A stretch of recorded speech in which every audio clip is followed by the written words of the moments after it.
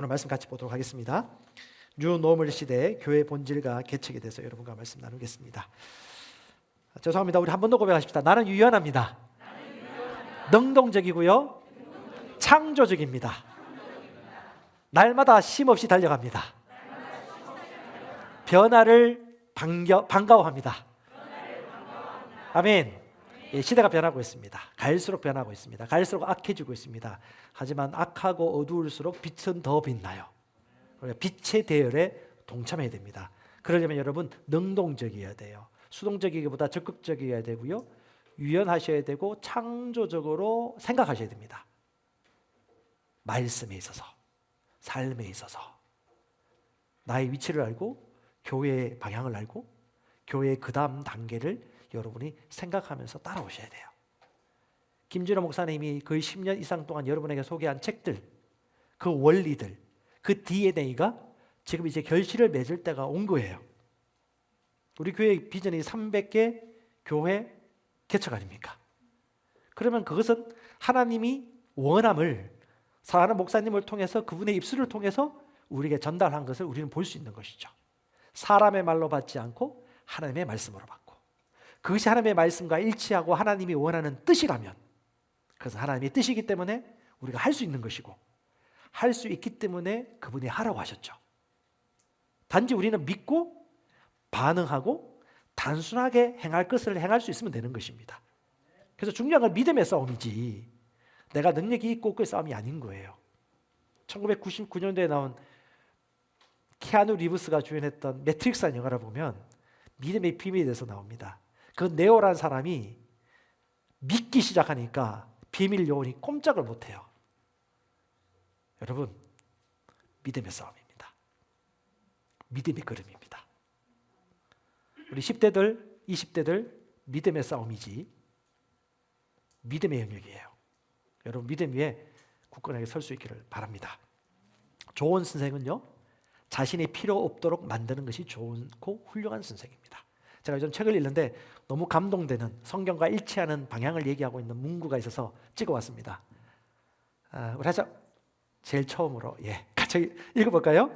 살아있다면 배우자, 자녀, 형제, 친구 그 누구에게도 의존하지 말라. 탈무드예요. 부모가 빠졌어요. 부모. 어떤 상황이 되게도 나는 의존하지 않겠다. 예수님이 말씀하셨죠. 요한복음 14장 12절에 내가 가면 성령을 보내시는데 그분이 오시면 너희는 내가 하는 일도 할 뿐 아니라 이보다 더 큰 일도 하리라. 주님은 탁월한 교사이셨습니다. 그래서 우리가 그걸 할 수 있도록 모든 안정장치와 필요한 자원들을 부어주시고 올라가셨죠. 그것을 믿는 사람들은 그 계보를 지금까지 이어왔습니다. 오늘 여러분의 시간입니다. 여러분이 그 계보에 올라탈 수 있길 바랍니다. 아멘. 목사님이 한 2년여 기간 동안 잠시 미국에 가셨습니다. 가면서 지난주 설교 기억나십니까? 저는 오병이어를 준비했습니다. 여러분들은 남자만 5,000명 되는 사람들을 여러분이 그 오병이어를 가지고 가서 먹이십시오. 저는 이게 레마로 들렸습니다. 하나님의 음성이에요. 근데 그것을 방해하는 요인이 있습니다. 하나님의 뜻임에도 불구하고 그걸 못 믿게 하고 단순하게 순종하지 못하게 하는 방해 요소가 있어요. 그게 뭐냐? 종교적인 시스템입니다. 대표적으로 두 가지만 얘기할게요. 하나는 율법적인 사고예요. 율법주의예요. 여러분, 교회는 이래야 돼, 예배는 이래야 돼, 지도자는 이래야 돼, 뭐 저럴 수가 있어, 어떻게 이럴 수가 있어 하는 그 모든 것들이 성경에 근거해서 생각하고 있는지 살펴보세요. 성경이 기준입니까? 말씀으로 보세요. 이게 맞나? 내가 이렇게 판단하고 맞는가? 없지 않아 율법이 많아요. 없지 않아. 그걸 여러분 분간하셔야 됩니다. 양육반 1강 배우면 율법주의, 율법의식 나오는데요. 그래도 율법 잘 몰라요. 나에게도 율법이 있더라고요. 여러분, 성경인지 아닌지 누군가로부터 배운 신학이나 교리와 전통이 아니고 다시 한번 보세요. 성경 말씀을. 내가 지금 이렇게 판단하는 게 성경에 기인한 것인지. 또 하나는 뭐냐면 소비자 중심주의 사상입니다. 소비자 중심주의는요, 와서 듣고 보고 먹여주는 거 먹고 그게 10년 이상 가는 거예요. 15년 가고 20년 가죠. 제가 어떤 분들에게 물어봤습니다. 김준호 목사님도 항상 물어봤고 했던 건데 여러분 한번 지금 답해 보세요. 두 가지 중에 하나만 선택할 수 있습니다. 소그룹 모임, 주일 2 회중 예배. 어떤 거 선택하시겠습니까? 딱 하나만 선택할 수 있어요. 정직하게 말하세요. 제가 어떤 분에게 물어봤습니다. 어떤 청년에게 물어봤죠. 다른 교회 청년이에요. 자기는 주일 예배를 선택하겠대요. 왜? 이유를 말해보세요. 찬양이 있고 시스템이 있고 인도자가 있고 세션이 있고 드럼이 있고 그리고 같이 함께 드리는 가운데 회중에 기름 부으심과 임재가 있고 담임 목사님의 메시지가 있고 정신 차리라고 그랬어요.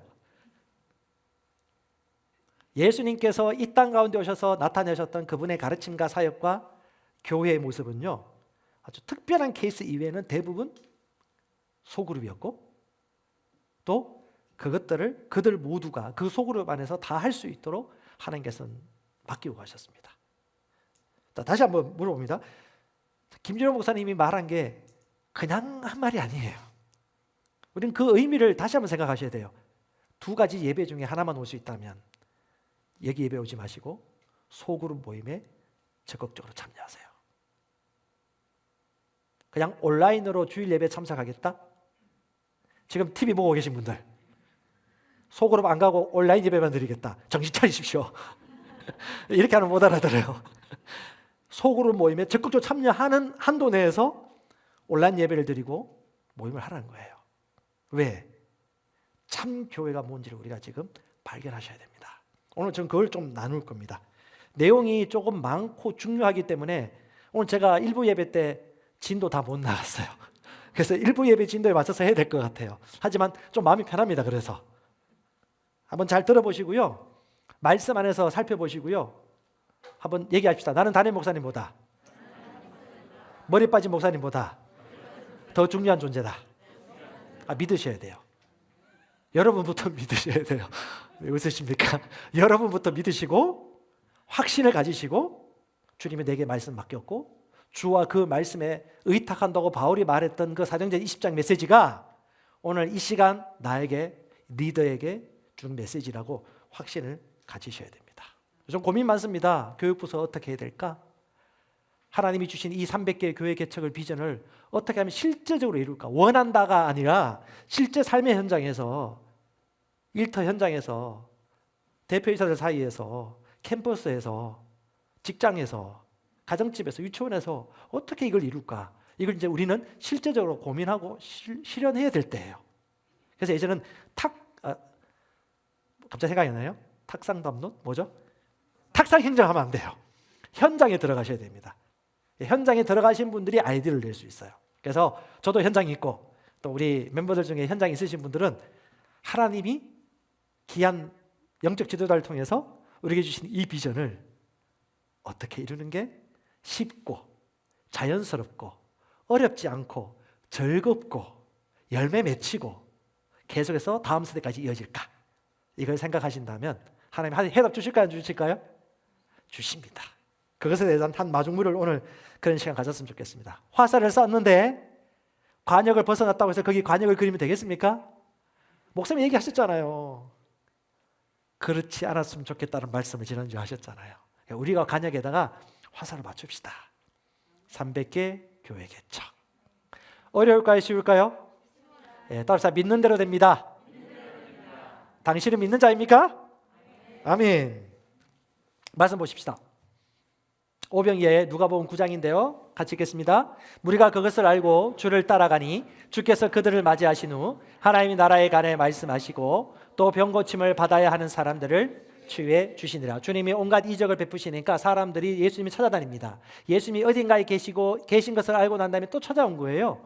주님이 그들에게 뭘 하셨죠? 맞아들이신 이후에 하나님 나라에 관해서 말씀하셨습니다. 하나님 나라는 킹덤입니다. 왕국이에요. 왕이 다스리는 영역입니다. 왕의 법이 미치는 영역입니다. 하나님 나라가 임했습니다. 아멘. 말씀을 알면 다른 이상한 세력에게 굴종하거나 붙잡힘 당할 필요 없는 거예요. 하나님 왕국의 개념을 선포하신 이유는 하나님 나라가 임하였다고 주님이 말씀하시는 것입니다. 하나님 왕국을 가르쳐야 됐어요. 왜? 못 누리고 있기 때문에.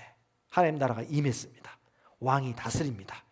그 말씀의 법이 주관하는 세상이 지금 이 세상입니다. 아멘. 여전히 공중권세 잡은 자가 있다 할지라도, 미혹하는 자가 있다 할지라도 우리는 말씀을 알기 때문에 넉넉히 이기고 다스립니다. 죄가 우리를 이길 수 없습니다. 우리가 죄를 다스립니다. 아멘.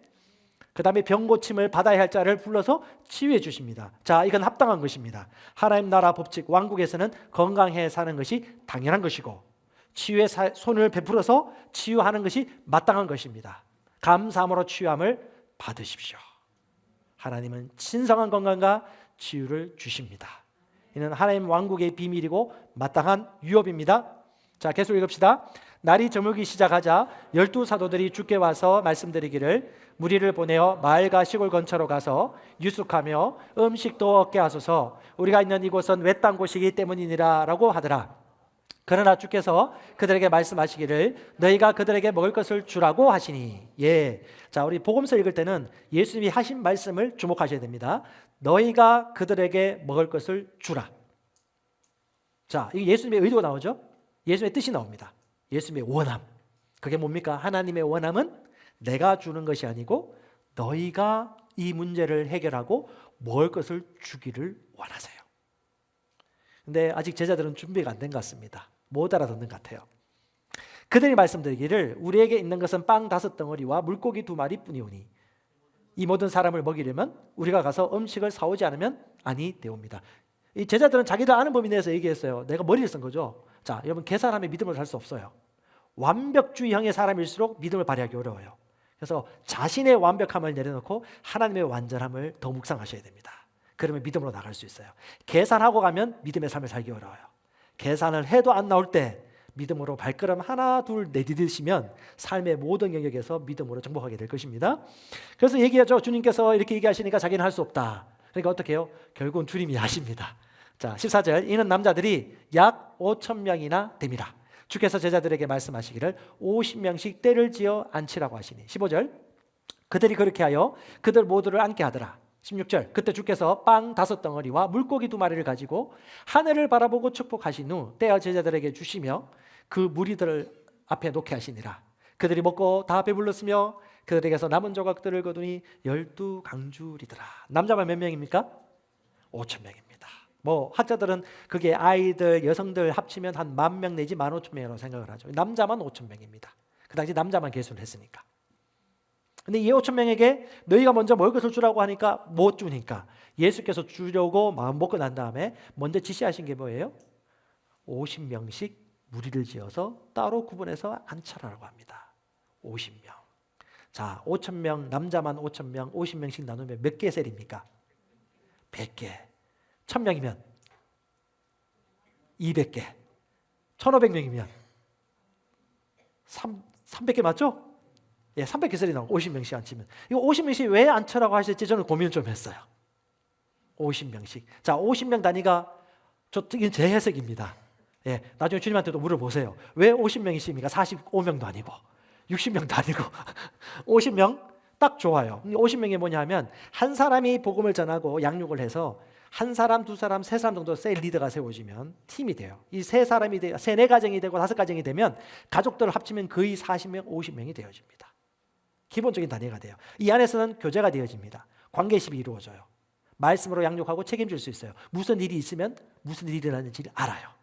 같이 아파하고 같이 기뻐하고 같이 즐거워하고 한글날이든 개천절이든 3.1절이든 이들은 언제든지 쉽사리 모일 수 있고 캠핑도 가고 또 맛있는 음식도 먹고 교제도 할 수 있고 육신의 얘기를 넘어서 영적인 삶을 살아갈 수 있도록 말도 다르고 말 한마디 하는 것도 격려하면서 조정해주고 그의 삶이 진짜 열매 맺는 삶이 되도록 책임지고 도와줄 수 있고 관리할 수 있는 관계가 거의 약 50명. 여기서 약간 뭐 넘칠 수 있어요. 그래서 한 70명, 80명 되면 조금씩 그때 분리되어요. 끼리끼리. 100명 되면요 힘들어요. 그래서 100명 넘기 전에 반드시 이런 배가 되는 셀을 만들어야지 이 건강도와 성경에서 말하고 있는 유기적이고 친밀하고 교제할 수 있고 책임질 수 있고 사명을 이루어가는 그런 모임을 유지할 수 있습니다.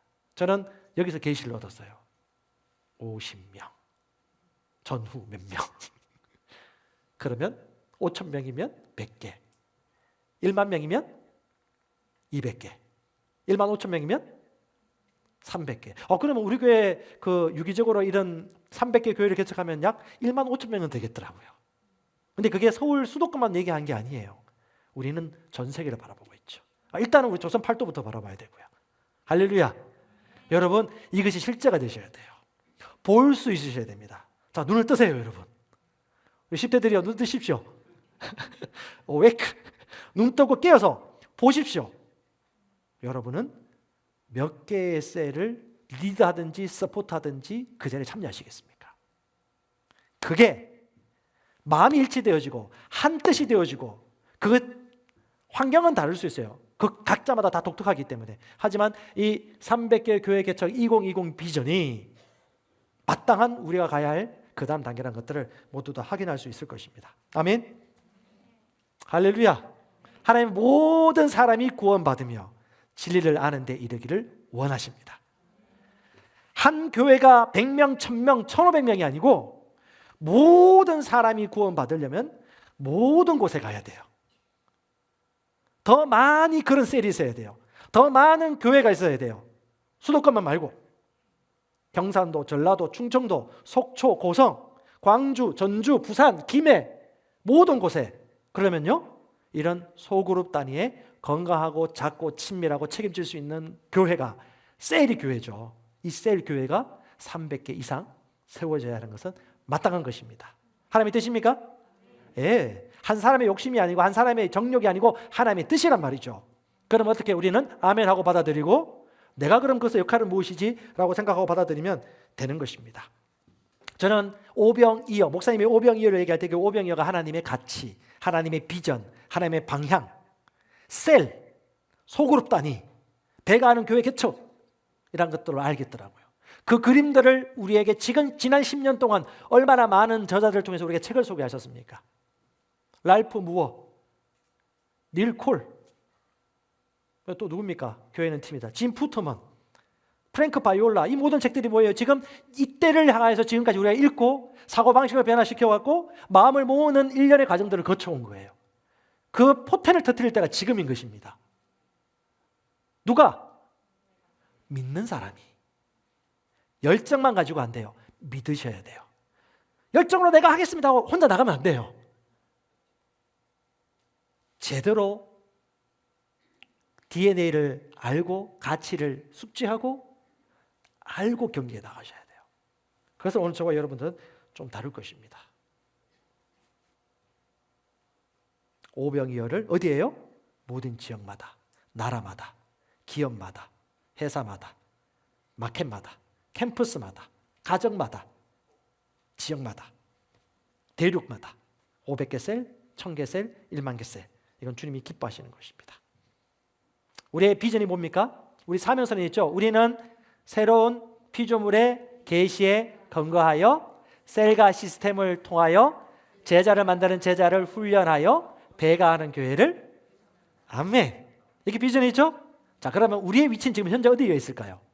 자, 교회 비전이라면 우리가 실행할 수 있고 실천할 수 있는 것을 얘기하는 거거든요. 비전이 보는 거잖아요. 뭡니까? 새로운 피조물의 계시를 아셔야 돼요. 새로운 피조물은 새 영입니다. 영을 아셔야 돼요. 1년 365일 하루 24시간 영이란 걸 인식하셔야 되고 영과 혼이 구분되셔야 돼요. 그런 사람은 이곳에 나와서 예배드릴 때 영어로 예배드리는 것이 무엇이고 그냥 머리와 혼으로 예배드리는 것이 무엇인지 반드시 구분되셔야 돼요. 자, 온라인으로 예배드리시는 분들 영어로 예배드리는 게 무엇인지 아시겠습니까? 새로운 피조물의 계시를 알면요, 이 사람은 주일 예배당 여기 안 오더라도 그는 어디 가서도 걱정이 안 돼요. 그들은 교회 잘할 거예요. 사역이 효과적이 될 거예요. 그리고 배가 되는 데 있어서 자연스럽게 열매를 맺힐 걸 저희는 알아요. 근데 그게 아니야. 오늘 비도 오고 어두컴컴하고 오늘 그냥 온라인 예배 드리고 싶어. 그래가지고 지금 집에 앉아가지고 그냥 예배 드리고 아무것도 안 해. 속으로 모임도 안 해. 모이기지도 않아. 안 되는 겁니다. 삑 눌러야 됩니다. 우리 교회가 추구하는 방향이 그게 아니에요. 그게 코로나 이후 시대의 교회 형태를 얘기하는 것이 아닙니다.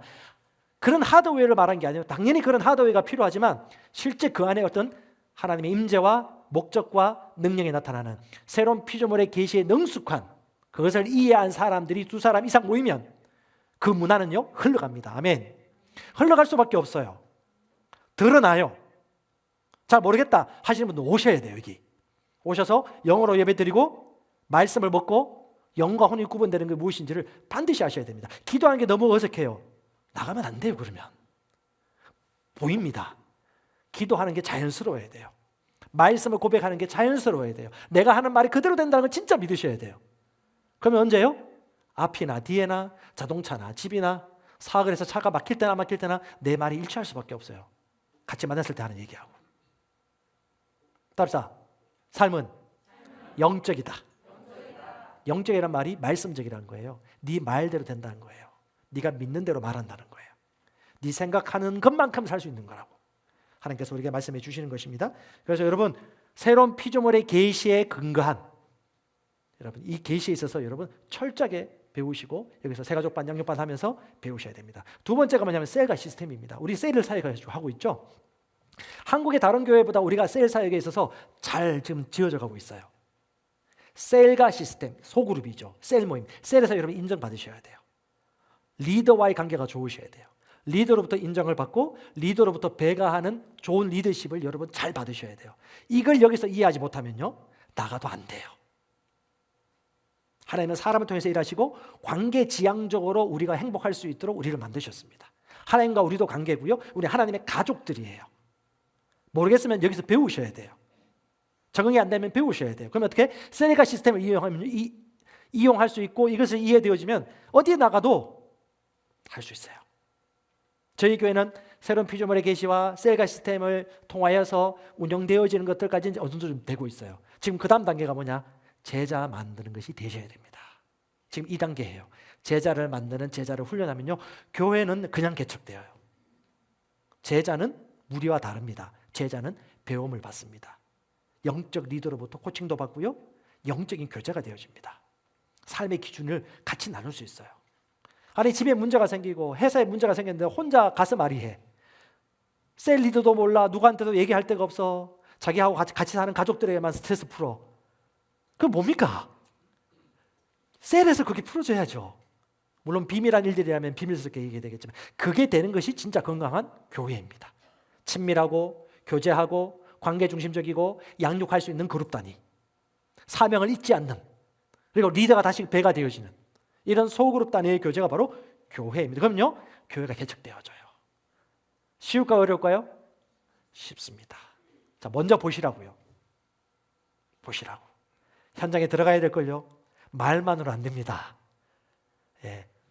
온갖 오물도 덮어 써야 됩니다. 칼도 몇 번 찔려봐야 됩니다. 진짜 칼 말하는 거 아닙니다. 예.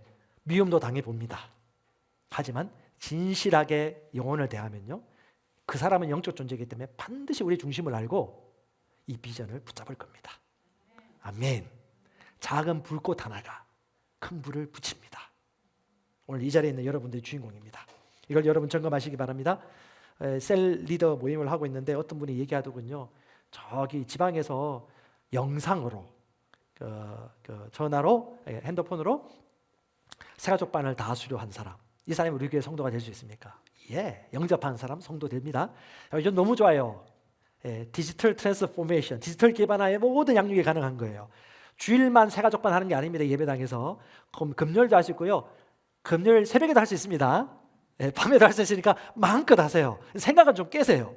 모든 게 가능하다. 목사님만 전도사님만 하는 것이 아니다. 나도 할 수 있다라고 빨리 생각을 바꾸셔야 돼요. 이분들이 가능하고요. 그 다음에 우리 이 말씀의 양육을 받는다면 가능한 겁니다. 세 번째, 이 하나님이 우리 교회에 주신 비전을 살 수 있는 사람이겠죠.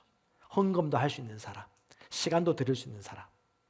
헌금을 안 하는 사람은요, 여러분 우리 동네에 배드민턴 동호회를 하더라도 회비를 냅니다. 회비.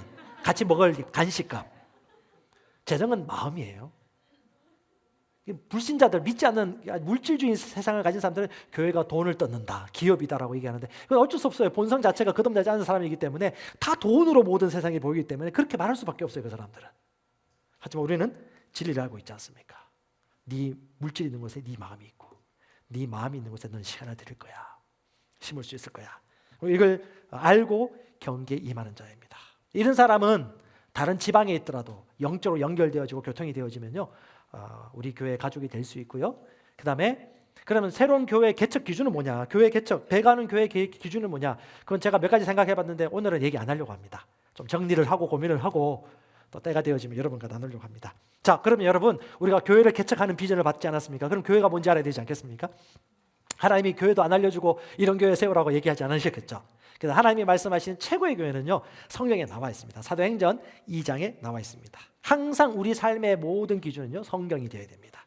말씀이 되셔야 돼요. 익숙한 교리, 전통, 습관이 아니에요. 말씀이 그러한가? 말씀의 기준을 삼으셔야 됩니다. 제가 조금 100살 안 됩니다. 나이가 50 조금 안 됩니다. 살아봤는데 50여 기간 동안 하나님 말씀은 1.1도 변하지 않으셨어요. 광사는 변해도.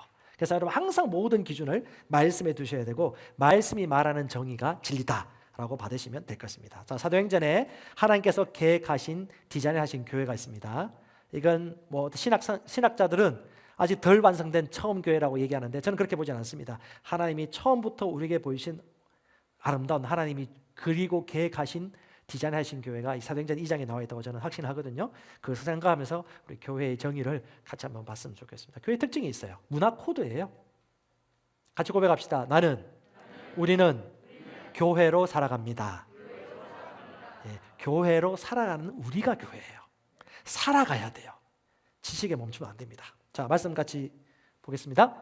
시작. 그 말을 받은 사람들은 침례를 받음에 이날의 신도의 수가 3,000이나 더하더라. 그들이 사도의 가르침을 받아 서로 교제하고 떡을 떼며 오로지 기도하기를 힘쓰니라. 사람마다 두려워하는데 사도들로 말미암아 기사와 표적이 많이 나타나니 믿는 사람이 다 함께 있어 모든 물건을 서로 통용하고 또 재산과 소유를 팔아 각 사람의 필요를 따라 나눠주고 날마다 마음을 같이하여 성전에 모이기를 힘쓰고 집에서 떡을 떼고 기쁨과 순전한 마음으로 음식을 먹고 하나님을 찬미하며 또 온 백성에게 칭송을 받으니 주께서 구원 받는 사람을 날마다 다하게 하시니라. 아멘. 이게 교회입니다. 이게 교회의 구성 요소고 문화예요. 문화는 억지로 하는 게 아니에요. 자연스러워야 돼요. 마땅한 거죠. 여러분 숨 쉬는 게 힘들어요. 건강한 사람이라면 자연스럽죠. 똑같은 겁니다. 침례 받고 침례 주고 누구나 할 수 있는 게 자연스러워야 돼요. 자, 교회는 믿는 자들의 모임입니다. 두세 사람이 내 이름으로 모인 것에 나도 그들 가운데 있다. 하나님이 임재하십니다. 아멘. 그 18장 19절에 보면 뭐라고 말하죠? 두 사람 이상이 합심하여 기도하면 내가 그걸 들어준다고 얘기해요. 그 합심이란 단어가 헬라어로 보면요, 심포니 오케스트라, 그 심포니의 말이 거기서 나왔어요. 어머니 일치하고 동의한다는 의미입니다. 몇 명 이상이? 두 사람 이상이, 혹은 세 사람 이상이. 이 두세 사람이 아니고서는 어떤 일이 벌어지더라도 함부로 판단하지 말라고 또 얘기하고 있죠. 성경에서. 이 두 사람 세 사람을 왜 하나님이 이렇게 언급하셨을까요? 두 사람이면, 세 사람이면 가능한 겁니다. 믿음을 가지고. 그게 바로 교회의 그림이에요. 그래서 여러분, 교회는요, 우리가 교회고 우리가 교회로 살아가야 됩니다. 지금까지 알고 있던 교회 시스템과 구조를 말씀에 따라 재세팅하셔야 돼요. 완전히 바꾸셔야 돼요. 변화하셔야 됩니다. 성경에 말하는 교회의 모습. 자, 넘겨주세요. 예. 그 앞에 넘겨주세요. 교회가 있을 거예요. 자, 교회는요, 수를 더하는 교회가 아니라고 배가 하는 교회입니다. 제가 설명했죠? 이제 배가 하는 교회가 되어야 됩니다. 하나님은 이렇게 우리에게 말씀해 주고 계십니다. 모든 사람이 이 복음 들어야 돼요. 진짜 불러오셔야 됩니다. 여러분, 교회 개척하셔야 돼요. 저희 동기들도 있는데 교회 개척 안 해요. 진짜 하는 사람 없어요. 여러분들 하셔야 됩니다. 셀이 개척 말하는 겁니다. 셀이 교회입니다. 가야 된다고요? 속초 가야 된다고요? 고생에 가야 된다. 안 가도 돼요.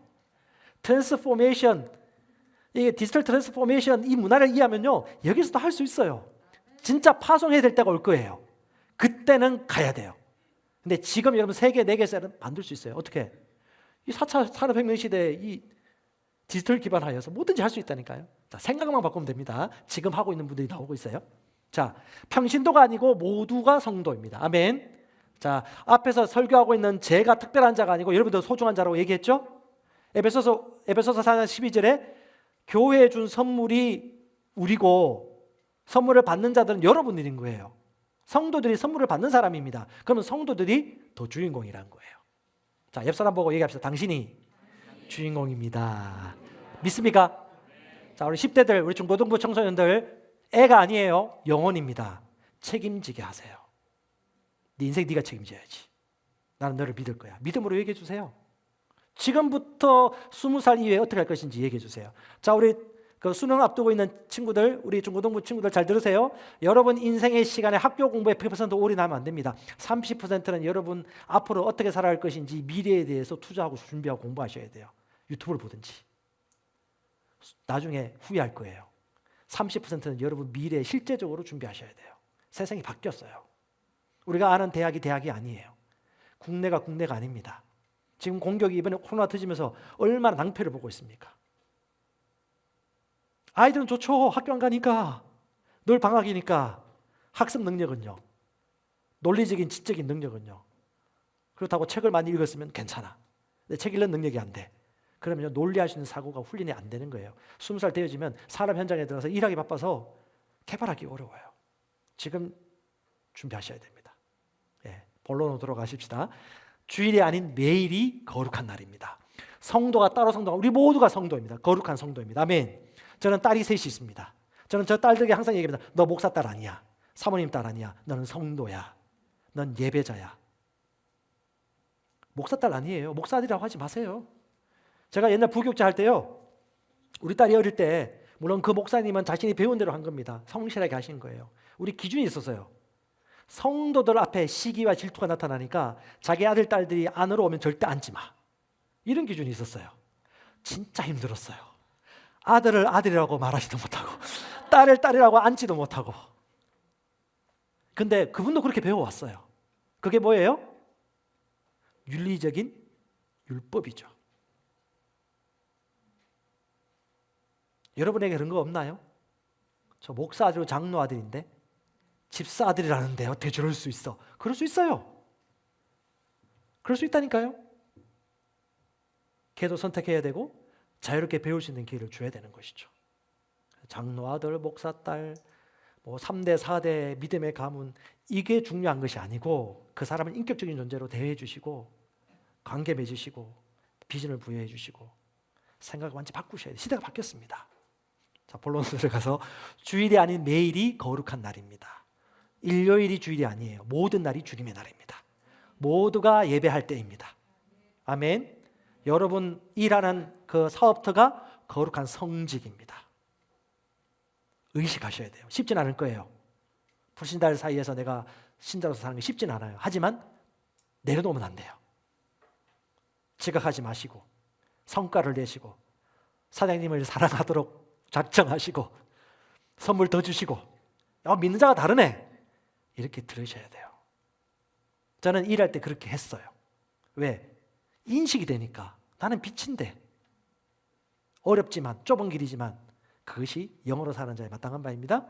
예배당이 아니라 우리가 가는 곳이 성전입니다. 아멘. 어디나 그 어디나 하늘나라 킹덤입니다. 빨리 깨세요. 그래서 여러분 영과 진리로 마음껏 예배드리고 속으로부터 열심히 모여서 마음껏 어떤 활동을 할 수 있다. 그러면 여러분 여기 안 오시고 거기서 예배드리셔도 돼요. 주일날 양농원에 갑니다. 거기서 재롱잔치하면서 그들에게 복음을 전합니다. 그게 주일 예배입니다. 말씀은 언제든지 들을 수 있어요. 속으로 모여서 열심히 기도합니다. 펜션에서 주일 예배입니다. 그게 예배예요. 선한 일들입니다. 마땅한 거예요. 내가 영어로 하는 걸 잘 못해. 아직까지 디지털로 말씀드리고 예배드리는 것이 난 너무 어색해. 이러면 오셔야 돼요. 훈련 받으셔야 돼요. 코칭 받으셔야 돼요. 리더로부터. 아니 난 어디든지 가능해. 더 모이기를 힘쓰고 더 자유롭고 더 능동적이고 뭐든지 가능해 하시는 분들은 나가세요. 집을 나가라는 얘기가 아닙니다. 어디든지 가능합니다. 생각을 바꾸시기 바랍니다. 이번 코로나 때 3,000개 이상 교회가 거의 소멸됐대요. 교회가 소멸된 게 아니죠. 비전과 꿈이 소멸된 겁니다. 비전이 있으면요 소멸될 일이 없어요. 소멸된 게 아니에요. 가정으로 다시 시작하는 거지. 자, 새로운 뉴 노멀이 새로운 표준이에요. 새로운 기준입니다. 이거 좀 여러분 적용하셔야 돼요. 디지털 트랜스포메이션, 디지털 기반의 모든 것이 가능해요. 이제는. 그러니까 여러분 이것만 하라는 것이 아닙니다. 둘 다 필요해요. 전천후가 되셔야 됩니다. 이건 종족 개념이에요. 그 최재봉 교수가 쓴 책 가운데 포노 사피엔스라고 있습니다. 이게 종족이라는 거예요. 새로운 인류라는 것이지. 여러분 그냥 인터넷이 조금 발달돼서 좀 더 많이 온라인 상거래라든가 주문을 많이 한다 이렇게 생각하시면 안 돼요. 시대가 바뀌었어요. 안 돌아갈 겁니다. 종족이 새롭게 나타났어요. 우리가 알고 있던 기준하고 달라요. 이런 버리장머리가 없이 또 왜 이렇게 저럴 수가 있어 이렇게 얘기하시면 안 돼요. 이런 꼰대 소리 듣습니다. 달라요. 얘들은 다른 종족입니다. 그렇게 들었고 그렇게 배웠고 다 친구들이 그렇게 살아요. 그래서 그들과 소통하기 위해서 여러분들이 앞서가셔야 돼요. 공부하시고. 온라인 교육 콘텐츠 여러분 공부를 시켰는데 실제 집에서 자기 스스로 혼자 온라인으로 공부한 애들이 직접 가서 공부한 애들보다 성취율과 학업 성적이 더 뛰어나다고 합니다. 다른 말로 우리도 온라인으로 예배 드리면서 더 뛰어난 열매를 맺는 것이 정상인 거예요. 그 다음 단계 스파 포인트입니다. 이해가십니까? 아직 그 단계 아니다. 그럼 오셔야 돼요. 그리고 훈련 받고 더 시간 보내셔야 됩니다. 실제 통계 나왔습니다. 그 다음에 전천후 예배, 기도, 코칭, 교제, 선한 일 어디든지 가능하죠. 그래서 만약에 여러분 한두 주, 두세 달, 세 달, 네 달 끝난 다음에 팀이나 셀이 갑자기 어디 가서 선한 일들을 하면서 예배하는 사진을 찍어 보냈다. 우린 박수치고 장구치고 난리 날 겁니다. 깨셨군요. 영 안에서 기도하고 예배하고 사랑하고 돌보고 섬기고 더 모이기를 힘쓰고 있군요. 더 모이기를 힘쓰고 있네요. 혼자 온라인 예배 드린 것이 아니고 더 모이기를 힘쓰네요. 소그룹으로. 이게 진짜라는 거죠. 이해가십니까? 목사님의 의도가 그겁니다. 그게 진짜 교회예요. 청소년들, 대학생들은 캠퍼스에서 언제든지 가능합니다. 비전들이 한 사람이 있으면 되는 거예요. 틀린 것이 아니라 다양성입니다. 제가 꼰대 그 지수 측정을 해보니까 10개 중에 한 2개 나오더라고요. 바꿔야 되겠더라고요. 저도 없지 않아 과거 세대의 그 어떤 도덕 기준을 가지고 있더라고요. 메타인지는요, 내가 아는 것과 모르는 것을 정확하게 아는 실력입니다. 아는 것은 알지만 모르는 것은 인터넷 검색이나 정보를 통해서 요즘 배우신 시대예요. 그 대학 캠퍼스까지 안 가도 됩니다. 단지 검색할 수 있고 찾을 수 있는 능력이 있으면 되고요. 그럼에도 불구하고 내가 못하는 것들은 어떻게? 그걸 할 수 있는 사람과 협업하는 것이 오늘날 시대 트렌드이고 마땅한 바입니다. 그래서 셀에서도 여러분 내가 못하는 걸 다 하려고 하지 마시고 그런 사람들과 협력하는 법을 배우셔야 돼요. 기도도 기도, 섬기는 거, 가르치는 거, 그것도 그렇고 마찬가지고 이 모든 것들을 같이 할 수 있는 그런 사역을 펼치시면 되겠습니다. 넘겨주세요. 짐 푸터만, 교회는 팀이라는 책을 쓴 그분이 아주 절묘하게 오늘날에 우리에게 주는 메시지가 있습니다. 대부분 상처가 수반되는 변화나 성장을 좋아하지 않는다. 자, 이 중에 좋아하시는 분 몇 명 될까요? 몰라요, 저는. 스스로 보세요. 편안을 추구하는 것이 본성이기에. 실제 우리 본성은 이렇진 않죠. 근데 육신을 따라 사는 사람들이나 그냥 자기 기질대로, 자기 에너지대로 사는 사람은 이런 본성을 발휘해요. 왜? 변하기 싫거든요. 한국 사람들의 60, 70%가 안정형입니다. 변화를 싫어해요. 그러니까 목사님이 돌진 앞으로 하면 이것만 보여. 왜 손가락을 나한테 가르치는 거예요? 우리가 그걸 가야 되는데 그 의도를 파악하셔야 됩니다. 그런데 여러분 우리는 새로운 본성을 가지고 있습니다. 아멘? 말씀으로 태어난 자들입니다. 그러면 말씀이 그렇다고 한 거는 다 할 수 있는 거예요. 그렇게 일단 고지에서 산 꼭대기에서부터 믿고 하시면 되는 것입니다. 자, 본성이기에 자기 향상을 거부합니다. 그 때문에 탁월해지지 못합니다. 탁월해지지 못하는 비결, 변하지 않으려고 하면 돼요. 아무것도 안 하면 돼요. 그냥 소비자 지향적인 마인드 가지고 있으면 됩니다. 예배해주고 찬양해주고 목사님 설교 다 해주고 성경 해석해주고 LTG 그룹 모임 한다는데 그냥 리더가 하는 말만 듣고 나는 딸기 안 울리고 그러면 소비자 지향 마인드로 평생 그렇게 쭉 갈 수 있어요. 이게.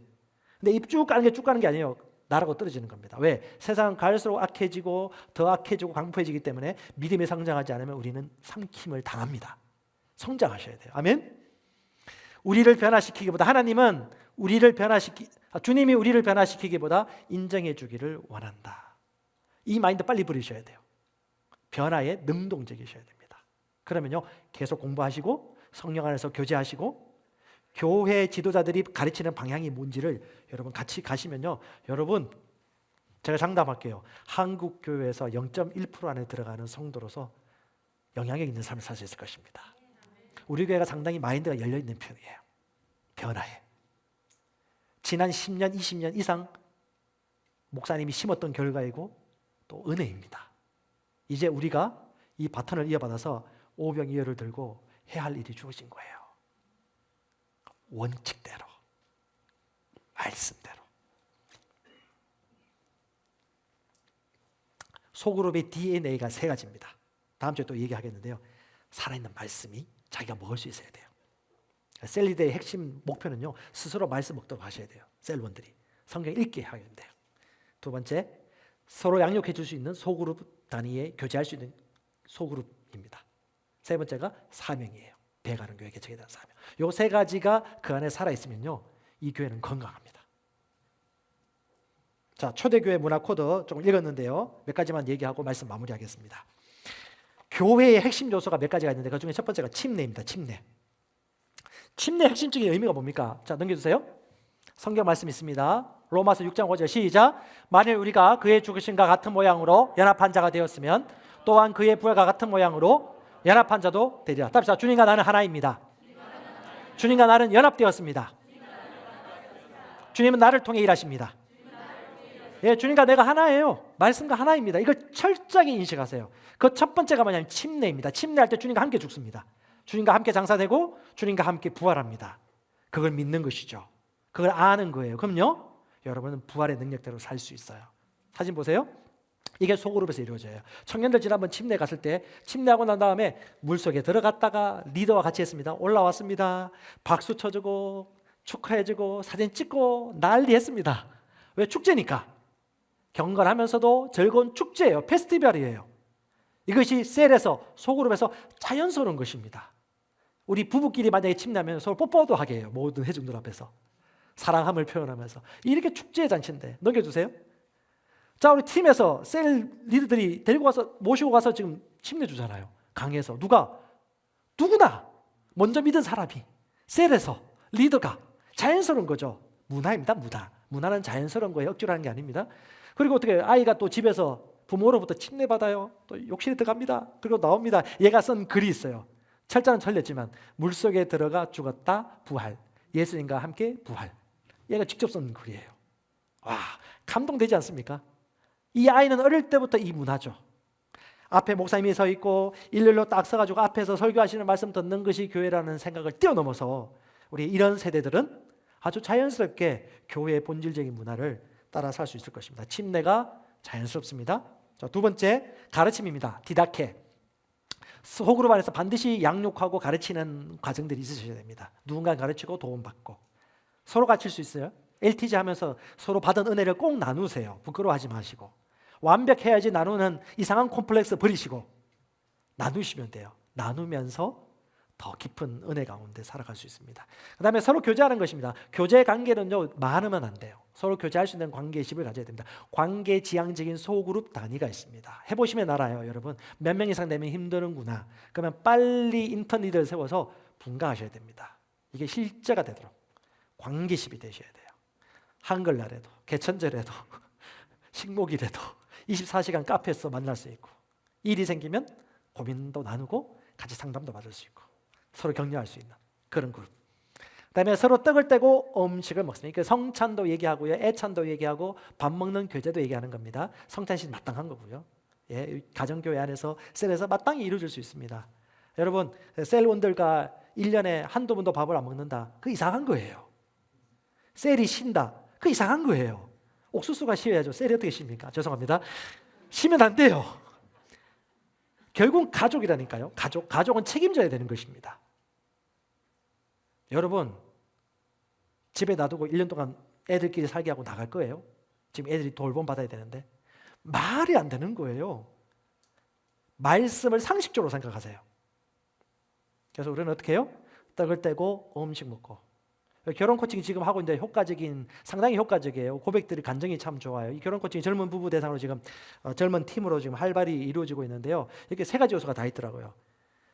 성경적인 부부와 자녀 교육과 다른 사람 섬기는 교육 원리가 말씀으로 나눠요. 두 번째, 진솔한 것까지 나눌 수 있는 친밀한 나눔과 질문을 통해서 아주 관계가 깊어져요.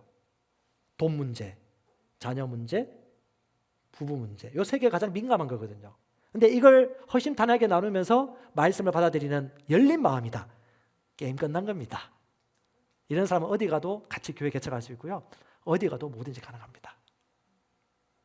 많은 숫자가 아니고 강력하고 작은 건강한 셀교회가 해답인 것이죠. 예. 그 다음에 기도에 힘씁니다. 기도 당연하죠. 모이면 기도하고 찬양하는 거죠. 오늘 우리 그 말씀의 실제를 당분간 공지가 있을 때까지는 하진 않을 거예요. 여러분 그 찬양 인도자가 기도하라 하면요, 옆 사람 신경 쓰지 말고 침튀기면 안 되지. 이렇게 맞고요, 마음껏 기도를 하세요. 제가 나와서 같이 기도할 거예요. 그러면 제가 대표 기도할 때까지는 여러분 마음껏 기도하세요. 이것이 자연스러워야 됩니다. 썬데이 서비스에서 주일 예배 때만 하는 특별 케이스가 아니고 여러분이 평소에 그렇게 하고 있기 때문에 그냥 숨 쉬듯이 따라합시다. 문화. 기도하는 문화, 교제하는 문화, 침례하는 문화, 애찰하고 밥 맛있게 먹는 문화. 그래서 저는요, 일부러 맛집도 좀 알아놓습니다. 왜? 저 사람들의 문화 코드를 알고 도와주기 위해서.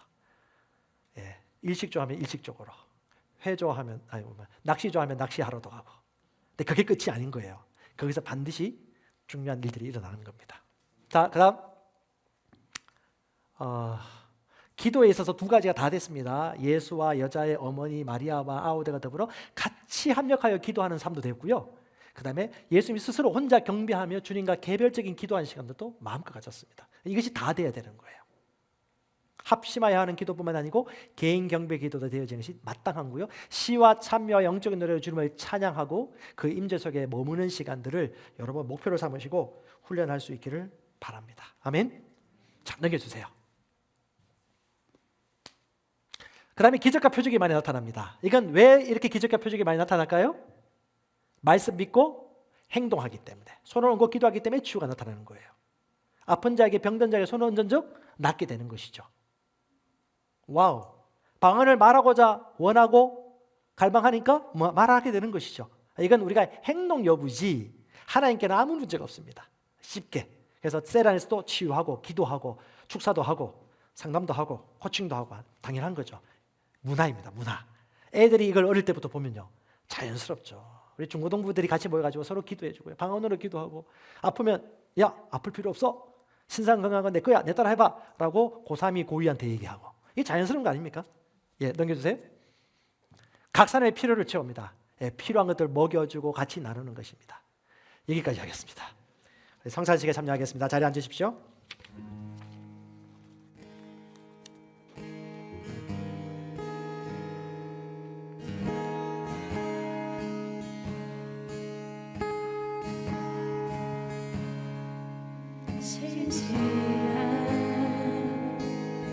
내 주님,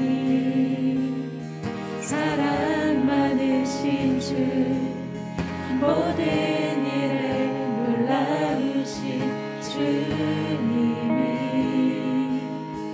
내 맘을 가득 채우시네. 내 노래 듣기 원하시네. 나를 위하시네, 주 나를 위하시네. 약할 때 날 절대로 버리지 않으시네. 주 이 땅에 내려와 주 내게 누구신 지를 나의 마음에 새기셨네.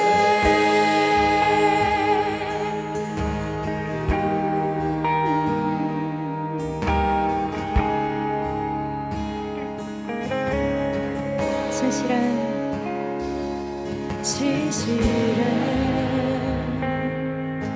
내 주님, 사랑 많으신 주, 모든 일에 놀라우신 주님이 내 마음을 가득 채우시네. 내 노래 듣기 원하시네. 주 나를 위하시네, 주 나를 위하시네. 약한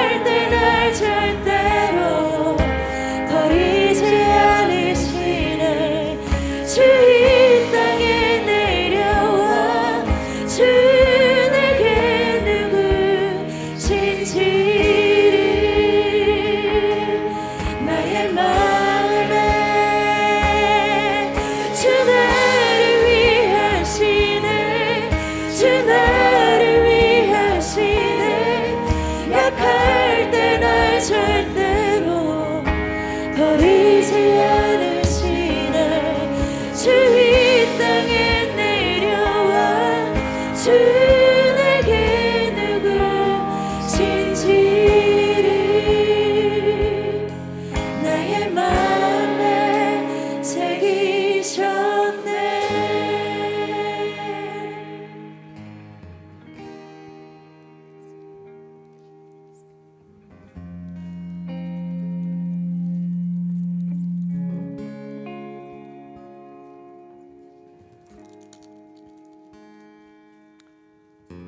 빵을 들고서 같이 고백합니다.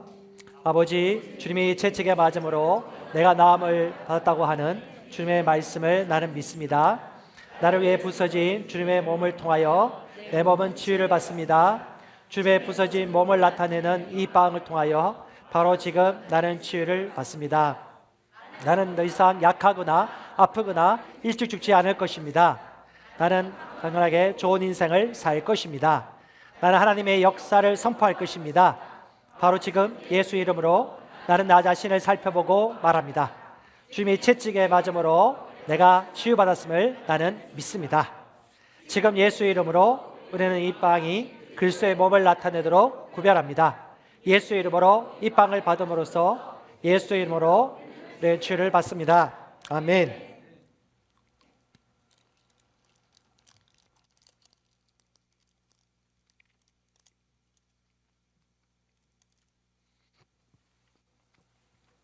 잔을 들고서 아버지, 우리는 이 잔을 주님께 들고 말합니다.